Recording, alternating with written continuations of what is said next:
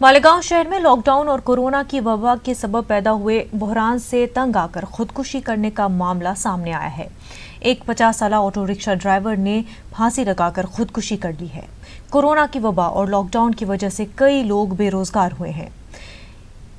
Unlock का पहला मरहला शुरू हो चुका है। चंद कारोबार शराइत के साथ शुरू है, लेकिन हालात साजगार नहीं है। इन हालात में मालेगांव के auto rickshaw driver Naseer Shaikh को अपने अहल खाना के साथ 7 अफराद का पेट पालना मुश्किल हो गया था, जिससे दिल बर्दाश्ता होकर उन्होंने खुदकुशी कर ली।